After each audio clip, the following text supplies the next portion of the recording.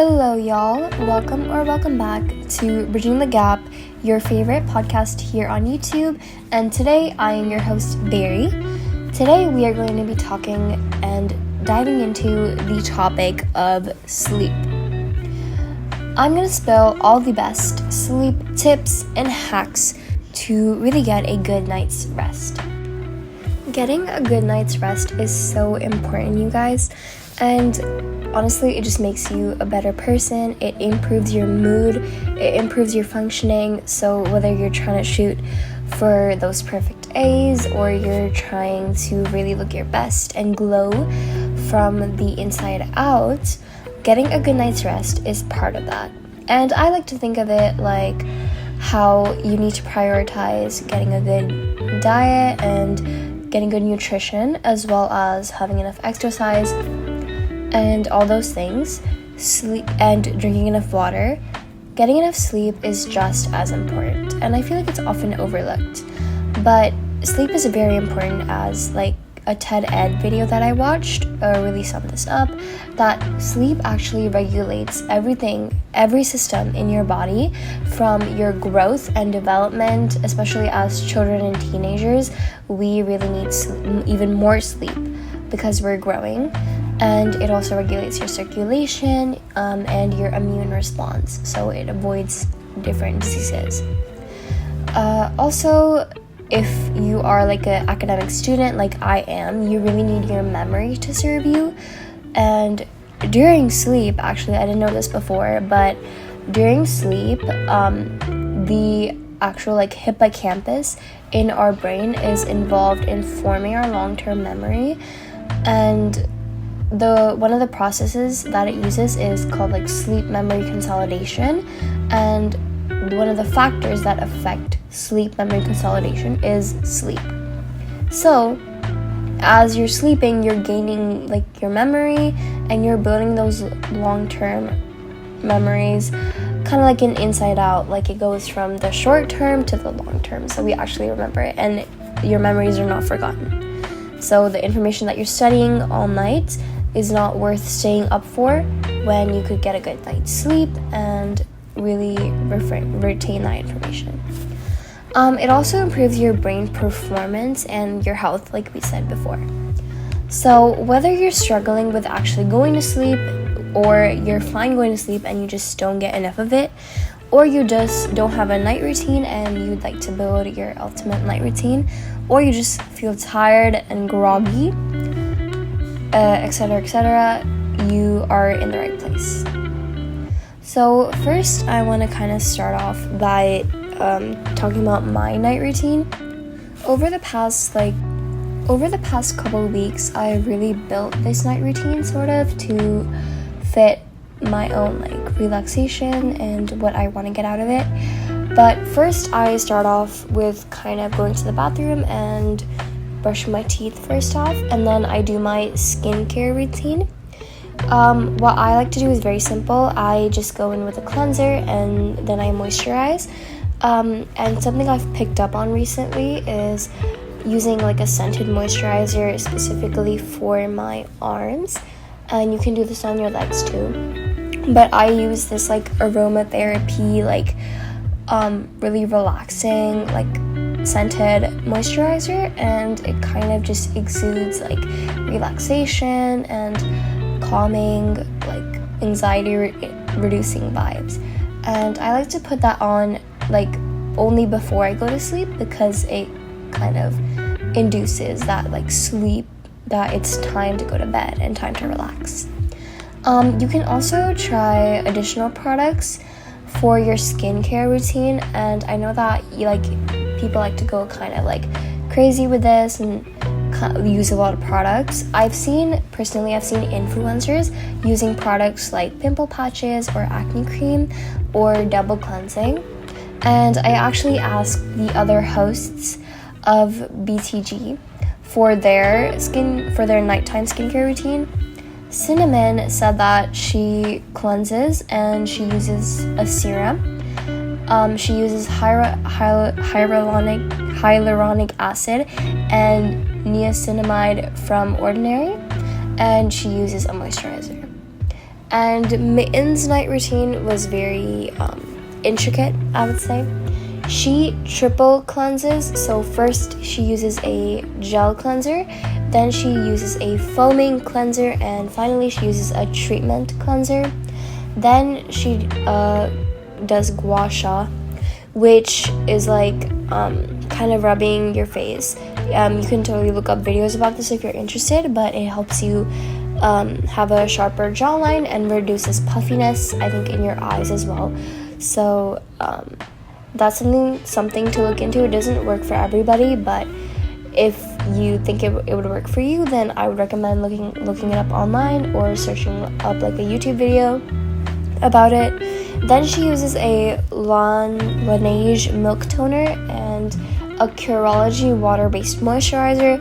She uses Curology treatment, and she uses a Snail Mucin eye cream. And finally, she goes in with a face mask. And honestly, I personally love doing a face mask before I go to sleep.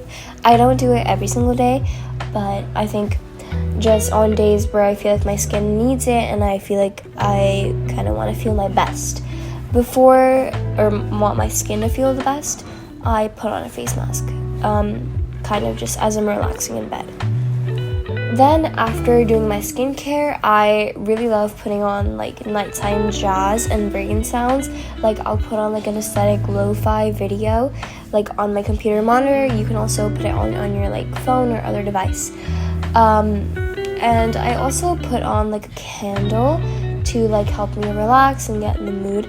I have a like chai scented candle or like a tea candle. There's also like I love vanilla as well, and I think lavender really helps reduce anxiety too, and stress too. And I'd actually recommend, like I've been scared of this too, but I would recommend doing this in the evening if you are scared that you're gonna go to sleep and leave the candle on, because that can get kind of hazardous. But otherwise, that's what I do. And actually, on the topic of like devices and putting on things on your devices, I would actually say kind of limiting usage of your device is important. But at the same time, I know I don't always follow that. Like I need to like set my alarm on my phone and kind of put on like different audios. So what I will do is I have blue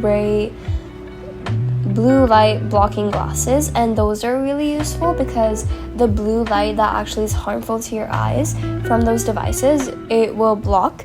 So I would invest in those if you are like kind of prone to using devices before bed. Otherwise, I would say it's probably better to limit your use of devices.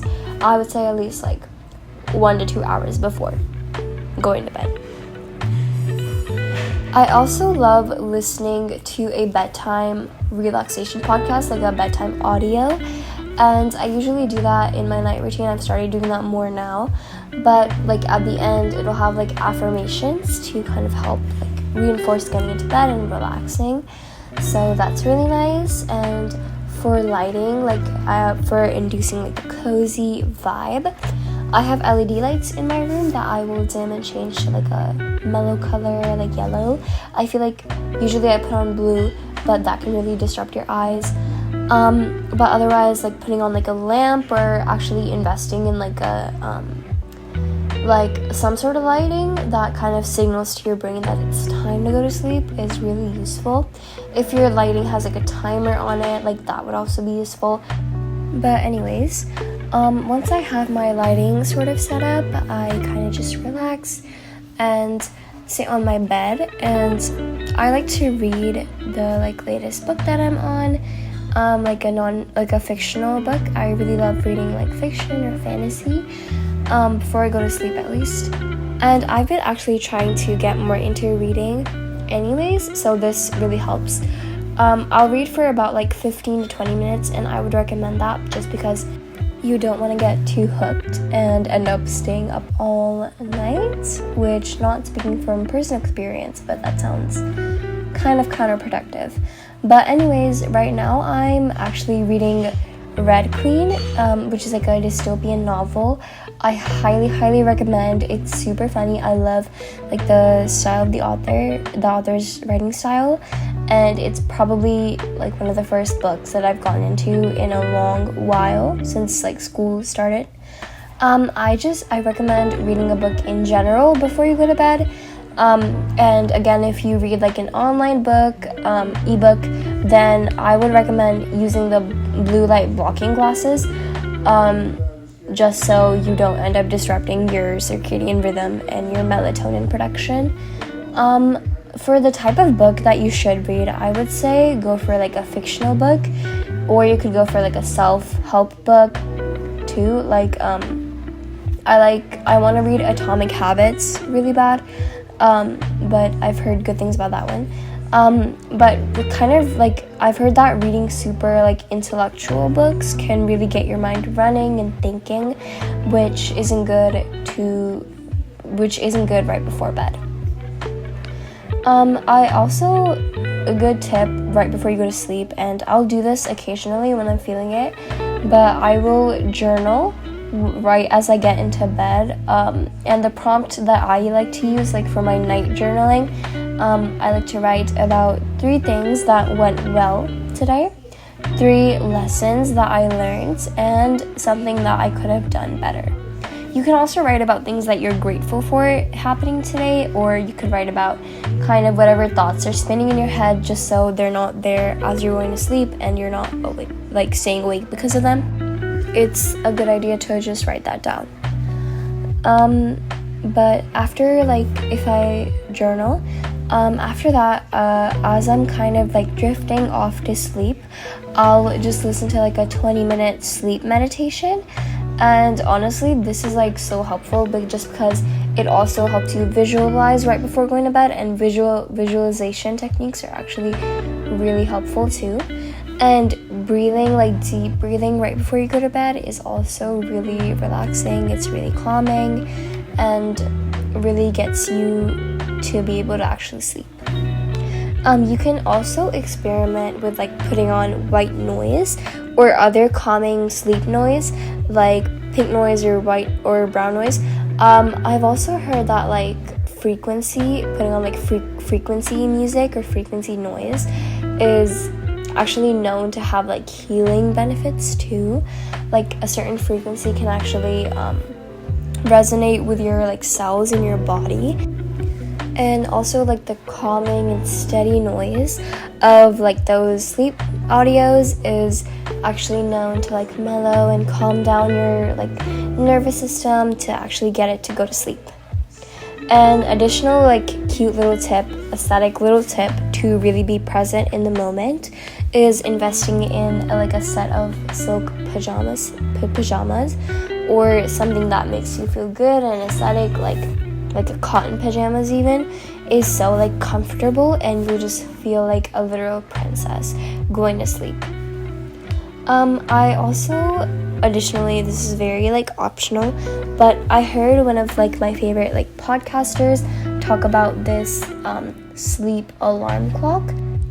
It's called Hatch Restore 2 Sound Machine, and even that name kind of, you can get what it kind of is about.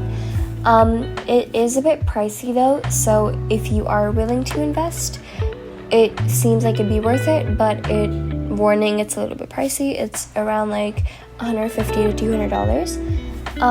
But really the benefits of the alarm clock and what it has like a bunch of sleep sounds apparently, like rain sounds, frequency noise, white noise, pink noise, thunderstorms, etc. Like a bunch of like sleep sounds. Like I'm sure it has jungle noise too. So kind of having that noise right before you go to sleep, you can put that on, and you can actually apparently set your bedtime on the alarm clock, and I'm pretty sure it also has like, it connects to your phone. I think you can find it on Target or other places like that pretty easily, but you can like set an alarm for your bedtime, and when that time comes, like for me that would probably be 10 or 11 p.m. and according to that time it'll actually start playing those sounds for you, which can actually indicate to you that, oh, it's time to go to sleep. And while you're kind of doing your your nighttime routine, you can have that playing in the background, sort of as background noise. And like when you actually go to sleep, it can continue playing that for a couple hours, however long you choose, and sort of just keep playing and be like your bedtime, like sleep relaxation audio. And apparently also you can set your wake up time on that alarm clock, and it'll like slowly play like a preferred audio of your choice, which will like wake you up like slowly, angelically, and aesthetically. So, if you want to invest in that, that's also another option to look into for sure. But moving past my own night routine, here are some tips that I've heard about online that I thought would be kind of a good collection of tips to give you guys.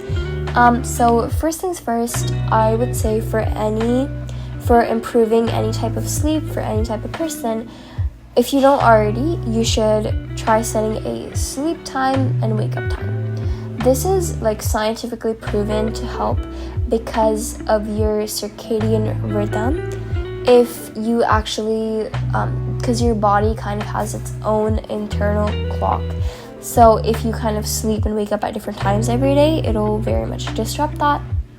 So like setting a specific sleep time, like maybe like 10 p.m.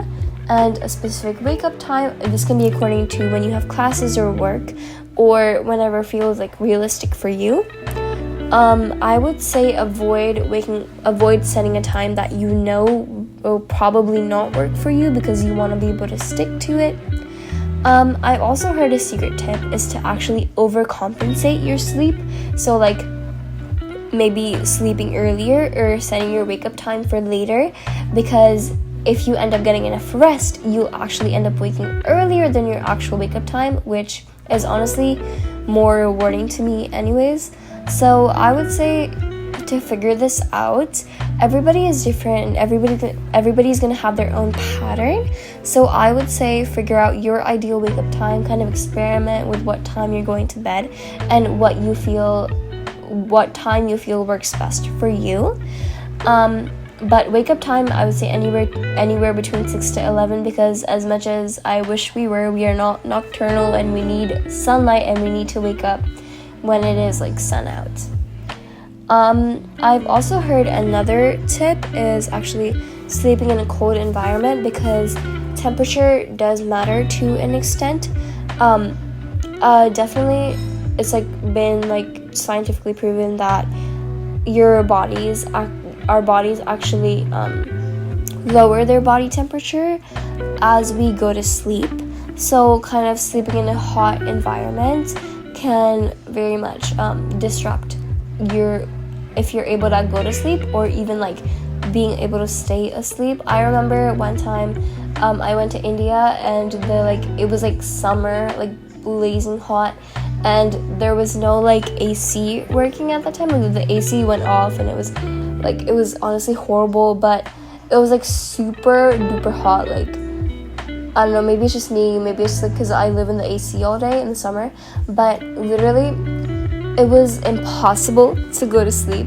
So I mean, everybody's different, everybody's gonna have their own temperature too, but ideal temperature, but sleeping in a cold environment is best. And actually I've heard that it's actually better to lower your thermostat and like put on more blankets rather than like having your temperature higher. And a good like ritual to do to kind of sleep in a cold environment is to actually lower your thermostat by a degree or two, just so it is cooling down more than normal. And if you're someone who like showers in the night, showering under warm water is actually optimal, because this will lower your body, because you're going to be sweating and kind of releasing the heat. So this will like lower your body temperature, which is very optimal, which is what you want. If you're having trouble like sleeping, you can also look into like changing your pillows or bed sheets. Materials specifically that are good for sleeping are materials like cotton, linen, and bamboo, which are more breathable versus like synthetic materials like cotton, like mixed cotton and synthetic material. That is something to stay away from just because it's not as breathable and it's kind of more sticky on your skin. And honestly, the job of your bedsheet and your pillow really is to lower your body temperature and support your body as you're going to sleep. So I would look into that if you are having trouble. And like we said before with the devices, keep your phone or technology away. But obviously, if this is hard, you can again use blue light blocking glasses. If you're having trouble finding these are pretty easily findable on Amazon. And there's a bunch of cute different designs if you want to like choose one. But I would say definitely avoid scrolling right before bed. All that's going to do is overstimulate your brain, and you don't want to do that right before you go to sleep. Also, in terms of like eating in your diet, I'm sure you've heard this before, but don't have like a huge meal right before you go to bed in terms of what you should eat. For dinner, I would say have like a normal sized dinner, 2 to 3 hours at least before you go to sleep, which will give you enough time to really digest your food. You can also try like intermittent fasting, which kind of means like it actually means like fasting for like 16 hours of like the day, or for a certain amount of time. You can totally adjust that, but it kind of involves like stopping eating at like a certain time. So you can kind of have if you are hungry and you are starving right before you go to bed, because it's hard to like go to sleep like that, you can have like a small nighttime snack, like a small sleep-friendly nighttime snack. Definitely avoid caffeine or alcohol or any like big meals right before going to bed. Moving on to exercise. So research has very much shown like a pattern between regularly exercising or exercising during the day and better sleep. So if you do have like trouble going to sleep, definitely like you'll see a huge improvement if you do like regular exercise. This doesn't have to be anything crazy either. Kind of just tiring yourself out and sweating it out definitely has shown like linkages between going to sleep. And also, I've heard something calming to do, maybe if you don't want to go full out exercise and sweat it out right before going to sleep. Doing like nighttime like yoga or like meditation even before you actually get into bed is helpful, just to get you like kind of get your body moving and kind of get yourself like relaxed. Yoga and meditation are both like very relaxing, very calming, kind of also very like able to get your mind kind of out of like kind of running crazy all over the place. So if you are like having trouble focusing or having trouble letting go of some things and letting go of your like crazy thoughts, then doing like yoga or meditation is really going to help you. I think something that I need to actually start doing too is stretching right before I go to bed, like stretching just to get like all of the kinks and stuff out of your body before you go to bed, and kind of feel like super comfortable in your bed, not like feeling like your knees, like you need to crack your knee and stuff as you're in bed, which is not the best feeling, speaking from personal experience. But to really relieve stress, like I do this in my sleep routine as well, but kind of doing sleep meditation. I do this while I'm in bed, but like kind of just, you can choose a guided meditation, and having it just being able to close your eyes and focus on the audio is so relaxing. And you can also read a book, and as I said earlier, you can also journal if you have like thoughts running through your head that you really can't let go of, you can write them down so it's kind of like out of your mind and onto paper. Another really good tip is to actually avoid taking like naps too close to bedtime. I know this can be like hard if you like come home from school, and like personally I have been guilty of this in the past. Like during school time I would take naps all the time, kind of like close to like 4 p.m. But I would say if you do want to take a nap, take it earlier in the day. And honestly, if you are like your sleep schedule is doing good and you're getting enough sleep, then you really shouldn't be tired anyways and have to take naps. But if you are going to, then I would say definitely avoid them too close to bedtime or even at all. And I know for me, I have done this before too, where I'll like take a nap for like 2 hours and then like delay my sleep time by like 4 hours, just because then like I think of it as having gotten enough sleep already.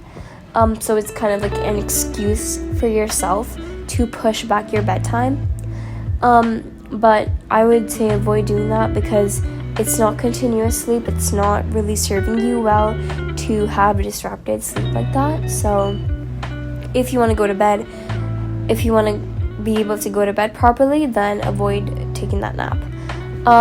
And also a tip for the winter time, if you get like dry skin in the winter, like as you go to sleep too, or like even like you can have like dry coughs and kind of suffer from the like low humidity, using a humidifier will actually reduce the dryness in the air, so it really helps you like be able to breathe properly and everything. We can also talk about like sleep positions, which I feel like is a pretty like common question that people have when it comes to actually going to sleep. And I feel like, so I know that there isn't really like a clinically proven sleep position or best sleep like position for you to be in, but personally I like to sleep on my side, and it's completely like up to personal preference. Apparently the one position that is best, if you ask like experts, is kind of laying down on your back, because that apparently has the least like wear and tear to your face, because your face is like facing up, so it won't be like affected by your pillow as much. Like apparently that also like reduces your chance of like wrinkles and effect on the like face skin. So if you care about that, that's something to take note of. But otherwise, there isn't really a best one. Apparently the worst one though is sleeping with your stomach down, and that kind of makes sense just because so many of your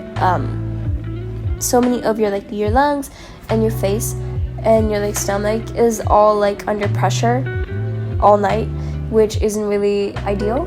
But you know, whatever you're comfortable with is honestly fine. Like if you're a like stomach sleeper, like whatever, that's okay, as long as you're getting your full like 8 hours of sleep.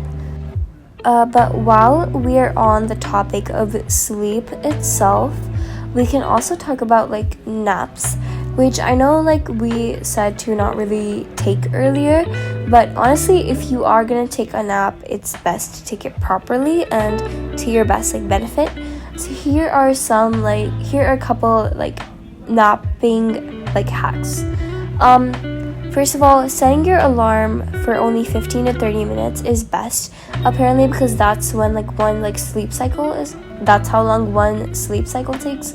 So you're gonna be like fully like rested. Apparently it's, according to like my friend, it's actually like 29 minutes exactly, but it's hard to go to sleep for that amount of time exactly. But so anywhere between like 15 to 30 minutes for a nap is ideal. Also, here is like a hack that I've seen online, is having coffee right before you actually take your nap, kind of like a caffeine nap. So as soon as you wake up, like the coffee kicks in and you'll be awake and alert right as soon as you wake up. And honestly, if you have trouble like actually like waking up from your nap when the timer hits, I would say splashing water on your face or washing your face as soon as you wake up is gonna help you like stay alert. And this can actually apply to like waking up too. Is kind of waking up and then just splashing your face with water just to alert yourself.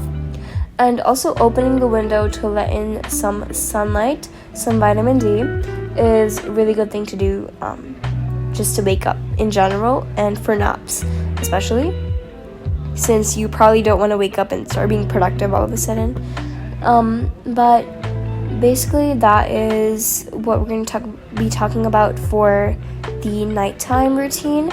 Let us know if you guys were interested in like a morning, like a waking up morning routine sort of thing, or like a sleeping, or like a productivity or morning routine hacks or morning routine tips. I think that would be really fun to do. Or if you guys want to know more about Cinnamon or Mittens' nighttime routine, totally comment down below. Also let us know what your nighttime routine is and any tips that you guys might have that we didn't talk about today. We'd love to like look into that and honestly add that to our sleep routines as well. So let us know, and let us know if you guys have had like trouble lately, or what you've done, like if you've had trouble in the past to get over like having trouble sleeping. And if you guys have any additional like ideas for the podcast, any other ideas that you'd like to hear about, totally comment below as well for those.